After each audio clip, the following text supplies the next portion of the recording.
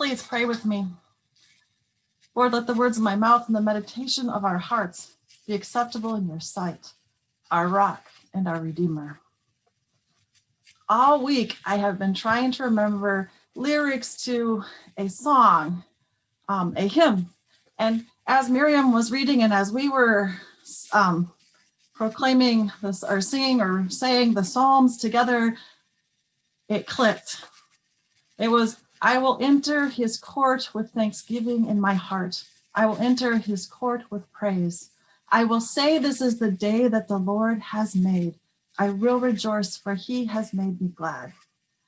I think as we are coming into this week of Thanksgiving, this is a song that can resonate in our heads for the week, but also it reminds us of whose we are and whom we worship. It reminds us that no matter what is going on in the world, we enter God's courts with thanksgiving in our hearts. We enter God's courts in praise. Next Sunday, we will be celebrating the new year with the first Sunday in Advent. This Sunday is our last Sunday of the church year. It is sometimes called the Reign of Christ Sunday, or as I know it most frequently, Christ the King Sunday. You see, we come to an end of the year in order to have a beginning of the year. In our lives right now, it might seem that there is nothing ordinary going on, especially as we get ready to celebrate a Thanksgiving and a holiday season heading into Christmas season, our Advent Christmas season, and the new year, where we might be celebrating it very different. Perhaps not being able, or hopefully not being able to gather with large crowds of our extended family.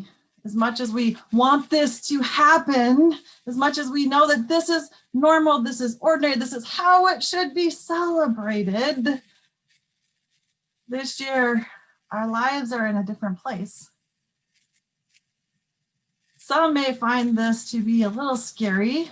Some may find it, like me, sometimes to be extremely overwhelming, especially as more and more schools in our area are switching to online learning, and parents are have to juggle jobs and online learning and making sure that there's someone to help the children, but also able to get their own work done. And oftentimes this time before Thanksgiving, leading up to Christmas, is one of the most stressful times of the year because we want to do everything so perfect. At least I do. I'm not sure about you, but I do. And then I realize something that's very important. Whether I'm overwhelmed or whether I'm so stressed I don't know what to do, it doesn't really matter in the sense of long term. Because in the midst of pandemic, Jesus is still our King. In the midst of online schooling, Jesus is still our King. And if the twin school closes and I have to have them, I shouldn't say it quite that way, have them home all the time and not be able to get everything I want to done, Jesus is still King. It is a great comforting thought to me in the midst of this time of pandemic. As a child, when I would hear the words, Christ the King, I imagine kind of those icons where Jesus is wearing this crown and he's wearing all these royal robes. And that was my image of Jesus as King. But if you looked at the slide that Bradley had at the beginning of our service, that icon picture was not there. And I was so excited to see that because over time, how I understand Jesus as King has changed. As I've grown older, that image has changed to be a Jesus who is one who is opening his arms to welcome us all. It is an image of a king, a shepherd king, hugging us and keeping us and inviting us in. It's a king who's much more intimate than the one sitting on the throne with the crown on his head. In today's text, we hear of a God who pulls God's sheep together bringing them from all the corners of the earth to be God's holy people, to be healed and to flourish and to praise and gather together. We hear of a God who will be a shepherd to us. Think about the difference in your head as you imagine a shepherd, or as you imagine the royal pomp-and-tree of how we understand monarchy. Our text today reminds us that Jesus is king, but he is a shepherd king. He is a king that will go after the lost until he finds that one or that two or however many lost sheep he needs to go for. He is a shepherd who heals us. In Ezekiel, we hear that the leader God provides is a shepherd leader, one who tends the flock instead of one who tends the flock instead of one who divides, one who unites us in worship and in praise, one who unites us in understanding that God is a God of love. Ezekiel is written either to people who have been exiled in the midst of their exile, or to a people who have returned from exile. Ezekiel writes this to give people hope that God has not given up on them, hope that the God they know will seek them and find them and draw them back to the Holy Land of Israel. Ezekiel reminds us that God is a shepherd who unifies the flock, a flock that has been greatly scattered, sometimes literally and sometimes figuratively. Then we come to today's gospel reading in Matthew. It's important to set this into context. This is the last great speech that Jesus gives before his passion. This is his last great teaching that he gives. In fact, many scholars consider this the final parable that Jesus gives us.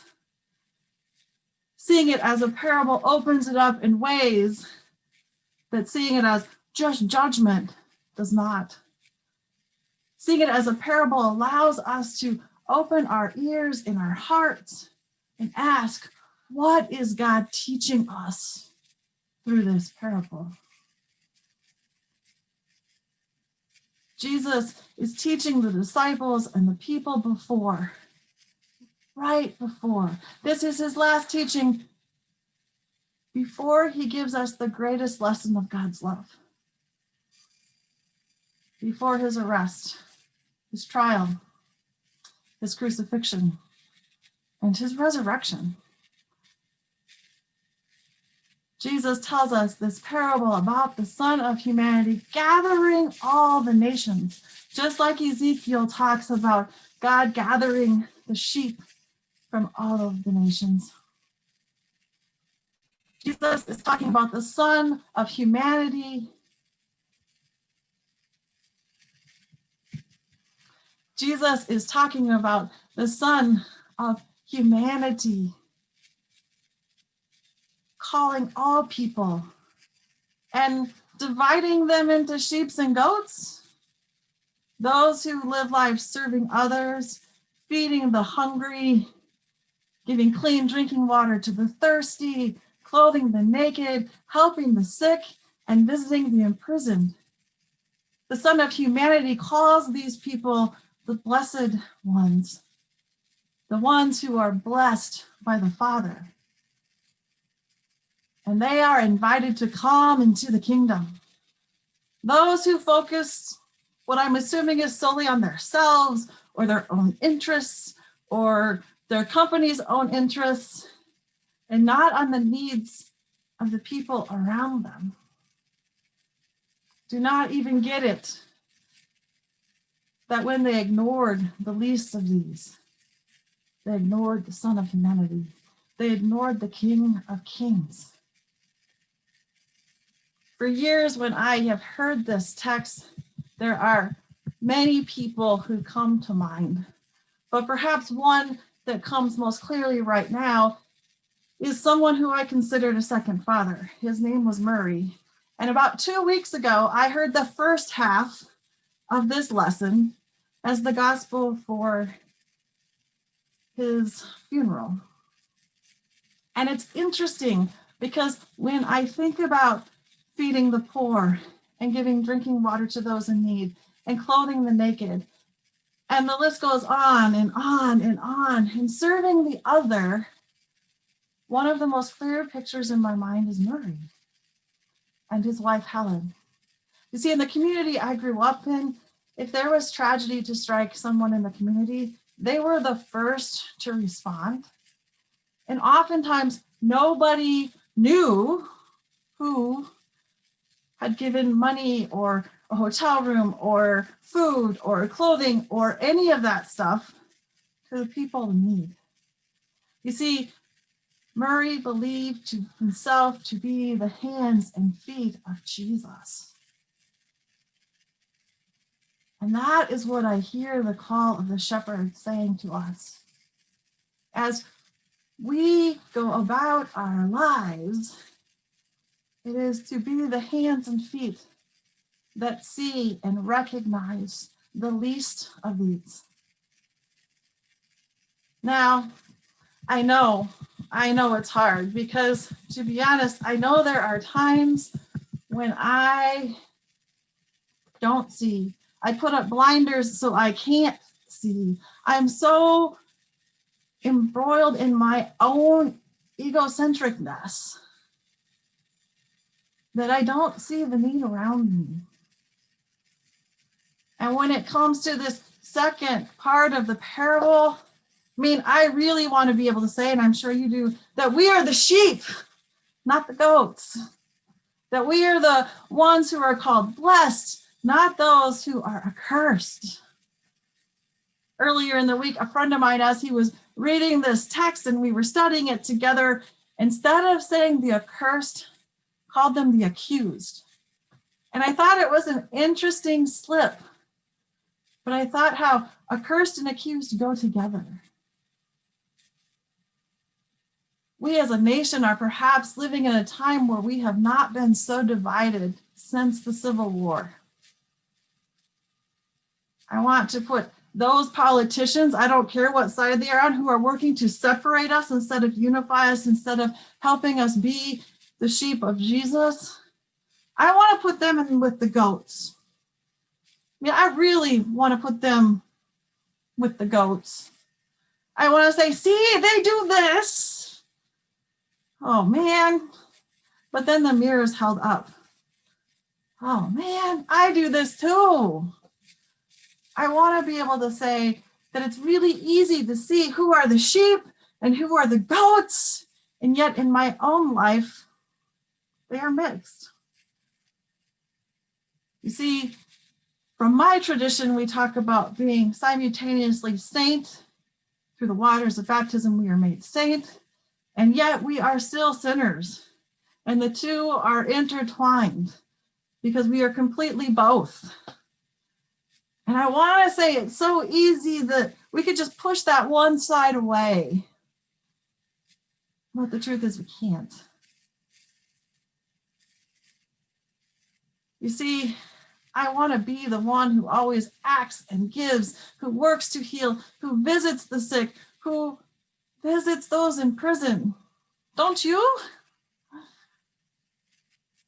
But then in the quiet, I hear it in my head. Yeah, you've got some, this word goatiness in you too. This parable isn't about those who are in and those who are out. It'd be so much easier if it were.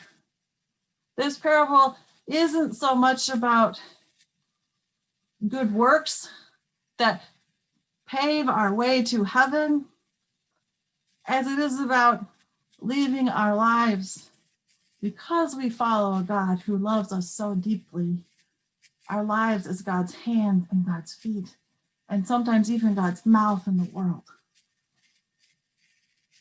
This parable is much more about Christ drawing all humanity and all creation together,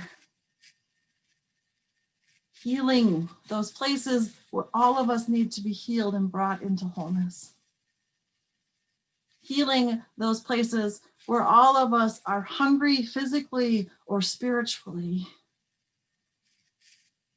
Giving us the water that will quench a thirst, and we will never thirst again. This parable is what God is doing in Jesus Christ. This parable is about Jesus the King, who calls and gathers the flock together from all nations. Jesus the King, who feeds and nourishes and gives water and heals completely and wholly, and who in his life, death, and resurrection claims us as his very own sheep in his flock. It is this that we can cling to in times of uncertainty. Jesus is the one who rules, and no matter whether my family is able to stay or go to Germany for a half-year sabbatical or not, we don't need to fear, because that does not dictate whether or not our lives are lived, because our lives are called to be shared with others. Our lives are called to feed the hungry, to give water to the thirsty, to clothe the naked, to care and tend for the sick, to visit the person in prison. The good news for all of us during this COVID-19 pandemic is that whether we live or die, we are in Christ. Whether we wear our mask to protect ourselves or to protect others, we are God's beloved children. The parable of the sheep and the goats is not about a doctrine or a belief, but about what God does for us by becoming human and dwelling among us, about what we celebrate the awaiting time in Advent, the coming of God incarnate. During this week of Thanksgiving, I ask you to think about the ways God is using you as a blessing to others around you. And think about and give thanks for those whom God is using to bless you. You see, that's why this song that I could hear the melody, but not the words all week long, gives hope and joy in our midst. We will enter God's courts with thanksgiving in our hearts. We will enter God's courts with praise. We will say, this is the day that the Lord has made. We will rejoice because God has made us glad. Thanks be to God. Amen.